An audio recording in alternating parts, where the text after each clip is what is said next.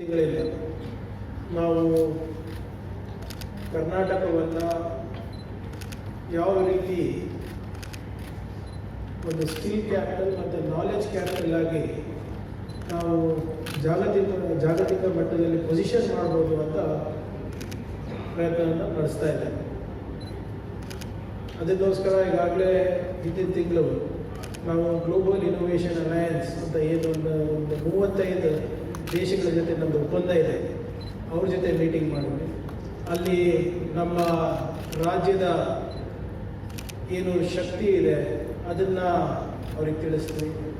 ಅದಾದಮೇಲೆ ಮೊನ್ನೆ ಆಗಸ್ಟ್ 1ನೇ ತಾರೀಕು ಡೆಲ್ಲಿನಲ್ಲಿ ಬ್ರಿಡ್ಜ್ ಟು ಬೆಂಗಳೂರು ಅಂದ್ಬಿಟ್ಟು ಒಂದು ವಿಭಿನ್ನವಾದಂಥ ಕಾರ್ಯಕ್ರಮ, ಬಹುಶಃ ದೇಶದಲ್ಲೇ ಮೊದಲನೇ ಬಾರಿ ಮುಖ್ಯಮಂತ್ರಿಗಳು ಹಾಗೂ ಉಪಮುಖ್ಯಮಂತ್ರಿಗಳು ರಾಜ್ಯದ್ದು ಎಲ್ಲ ಡೆಲ್ಲಿನಲ್ಲಿರುವಂಥ ಎಲ್ಲ ರಾಯಭಾರಿಗಳಿಗೂ ಕೂಡ ಆಹ್ವಾನ ನೀಡಿ ಸುಮಾರು 120ಕ್ಕಿಂತ ಹೆಚ್ಚು ದೇಶದ ರಾಯಭಾರಿಗಳಿರ್ಬೋದು, ಕೌನ್ಸಿಲ್ ಜನರಲ್ಸ್ ಇರ್ಬೋದು ಅಥವಾ ಸೆಕೆಂಡ್ ಇನ್ ಕಮಾಂಡ್ ಇರ್ಬೋದು, ಅವರನ್ನು ಉದ್ದೇಶಿಸಿ ಕರ್ನಾಟಕದ ಅಡ್ವಾಂಟೇಜ್ ಏನು, ಕರ್ನಾಟಕದಲ್ಲಿ ಬಂಡವಾಳ ಹಾಕಿದ್ರೆ ಅವರಿಗೆ ಲಾಭ ಏನು, ಮತ್ತು ವಿಶೇಷವಾಗಿ ನಮ್ಮ ರಾಜ್ಯದ ನೀತಿಗಳಿರ್ಬೋದು, ಯೋಜನೆಗಳಿರ್ಬೋದು, ಮಾನವ ಸಂಪನ್ಮೂಲಗಳ ಬಗ್ಗೆ ಇರ್ಬೋದು, ಇವೆಲ್ಲದ ಬಗ್ಗೆನೂ ಒಂದು ಅರಿವು ಮೂಡಿಸುವಂಥ ಕಾರ್ಯಕ್ರಮ ಮಾಡಿದೆ.